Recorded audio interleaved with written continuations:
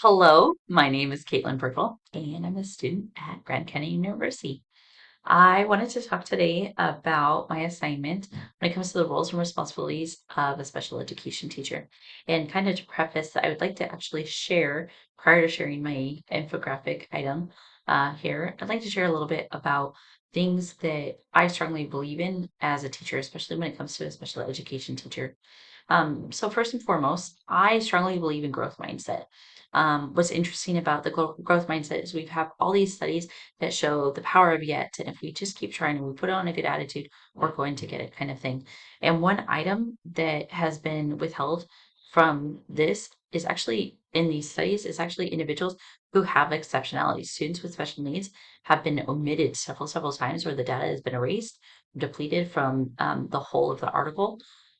There's a report from the Johnson Journal of Research for Research in Special Education that showed that typically a child who has maybe a delay think that it is directly due to their delay and not because they didn't have an opportunity or because they didn't have the power of yet. However, again, the same journal, they showed that once the individuals who had special needs or had delays, that they were able to learn about it, they had higher self-images, they had improved positive attitudes, and they also increased in academic challenges. Another item that I strongly believe in is inclusivity, especially when it comes to different languages, different languages. Um, Here in the United States, we are a wonderful melting pot and we don't have a set language. However, there are a lot of times where we have students who have exceptionalities and need support. If we do not have teachers who are multilingual or bilingual, trilingual, any of those, and they are and they're seeking to obtain degrees in special education, but they don't speak another language, we're under supporting the needs of the children in the United States. There was a study that showed that as well, and that was in the Journal of Learning Disabilities. That was this year that it came out. And so one thing that I appreciate in my classrooms is because I do speak Spanish, I've been able to use my Spanish skills to be able to explain a topic generally to a special education child, a child, excuse me, who is in special education, be able to explain that to them in their native language in Spanish first, and then share the information again in English to help with that. So this allows inclusivity through their native language and building upon what they already know. If they have an understanding of it in their own language, then we're building more scaffolding. We're using concepts that are very familiar for them and bring it about into English. And that's another part that I really appreciate about education right now is evidence-based learning, differentiated practices and lessons. Excuse me. Um, there was another journal that talked about, again, how important it is when students are taught about scaffolding. They talk about forms of evidence-based learning, and actually also we're talking about high leverage practices as well. And so those are some of the things that I really appreciate and want to implement as a teacher.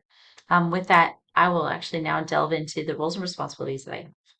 We as teachers, we should be curious. We should be excited about learning. We should also demonstrate that it's okay to not have an answer right then and there, then it's okay to come back to it. And that children should feel welcome, that they should know that they're part of a whole group. Another thing, again, that I find very important is making sure that I'm implementing IEPs, following the law when it comes to the Individuals with Disabilities Education Act or FERPA. I also strongly believe how important it is that when I don't understand a concept, maybe it comes from a different background or culture, that I show respect for it nonetheless.